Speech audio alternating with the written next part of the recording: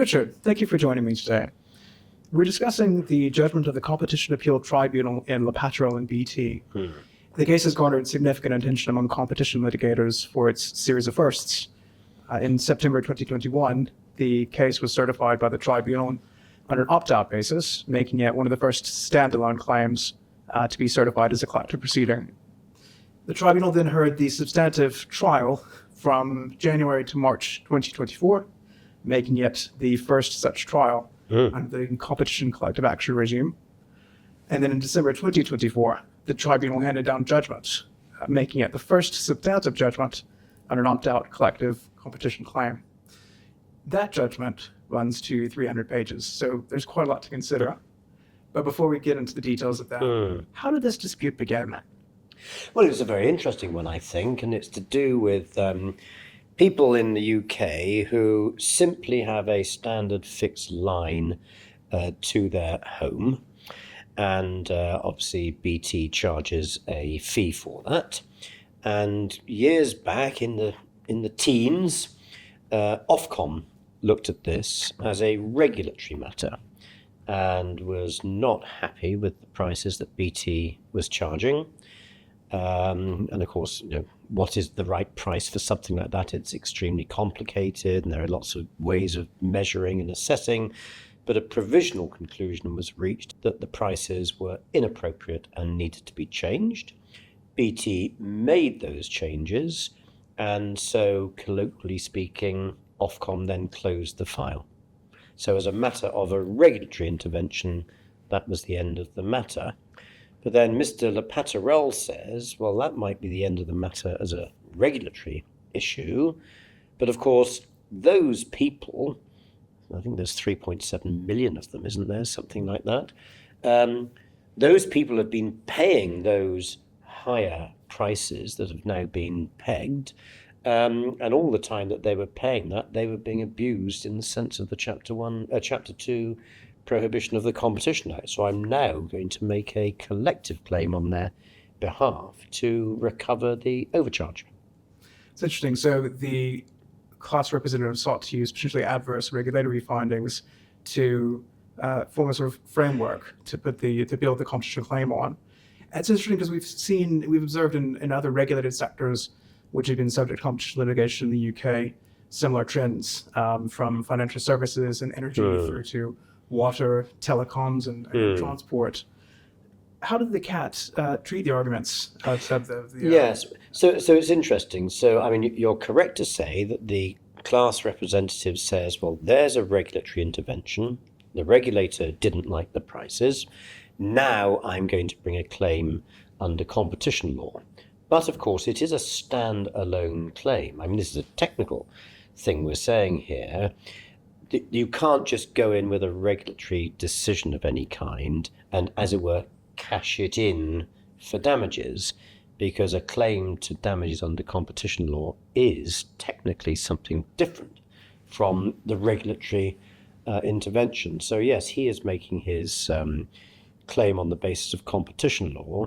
And then, of course, when it comes to certification of a case, you have to show the CAT that there is some plausible infringement of Chapter 2 in this case, and that the representative is suitable to be authorised, and that there are common issues and blah, blah, blah, blah. And the CAT says, well, we've read what Ofcom had to say. They weren't happy about the prices. It is plausible that those prices that were not to the liking of Ofcom as a regulatory matter, they may also be abusive contrary to competition law, and therefore we certify Patourel to go ahead.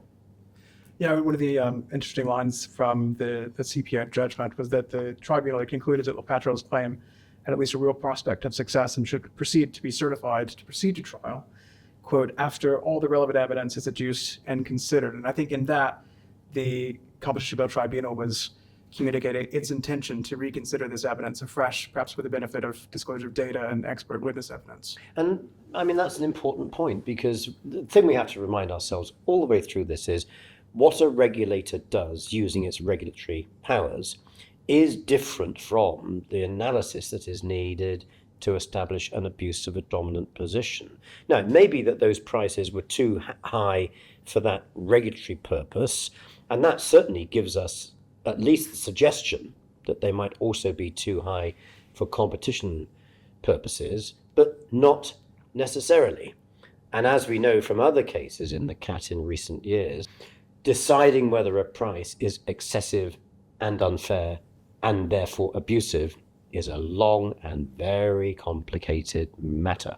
And as we know, when the CAT heard this under the rules of competition law, it ended up saying, sorry, Mr. Patourel, but these prices are not abusive. Yeah, I'd like to get on to that. So how we fast forward from the certification hearing to the judgment handed down in December of 2024. Well, how did the tribunal then reconsider afresh? Fine. I mean, when you have a certification hearing, what the CAT is having to do is to ask itself, is there a plausible case here of abuse? Is the proposed representative somebody that deserves to or qualifies to be authorized? Is the case suitable for collective proceedings? Is the process test satisfied? Has the class representative come up with a methodology that looks as though it could work? Yes to the above. But the actual business of hearing the case, which I think took 8 weeks, didn't it, here? Yes. With a huge number of experts on both sides. It's a long and complicated business. And I don't find anything at all shocking in the idea that at the end of the day, the CAT says there's no infringement of competition law, even though Ofcom thought that as a regulatory matter, there was a ground for intervention. I mean, I don't find that in itself to be a problem. And I follow these CPO hearings closely, and the CAT is always at pains to make the point that the certification of a case must not be regarded as a trial. That's completely to misunderstand the relationship between the two things. Yeah, so that then brings us on to the trial, and you mentioned a moment ago a voluminous amount of expert witness evidence. What sorts of evidence did BT need to adduce in this case in order to defeat the claim? Well, that is a very big issue, and as you said at the beginning, the judgment is actually 300 pages, so there's an awful lot to be said about that. But of course, what the CAT said is you first of all have to work out whether the price is an excessive one in relation to cost, and then you have to go on to the issue of whether that excessiveness is unfair. And just at the level of excessiveness to begin with, the parties, BT and Patourel, were miles apart. What is a reasonable rate of return on capital employed in an industry like this? What were the common costs, etc.?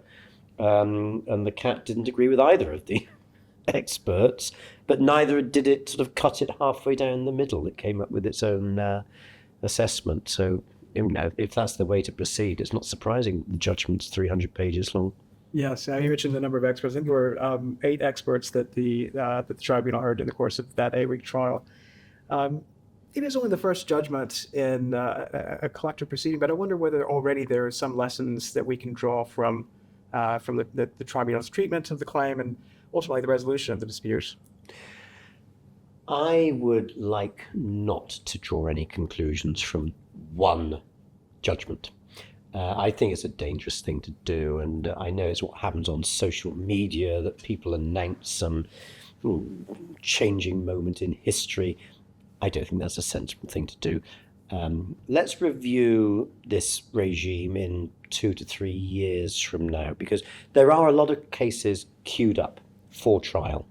So I think a time will come when it will be possible to look back and make some assessment, but not on the basis of one case. Oh, I look forward to speaking with you again then. Thanks for your time today. It's good to see you again.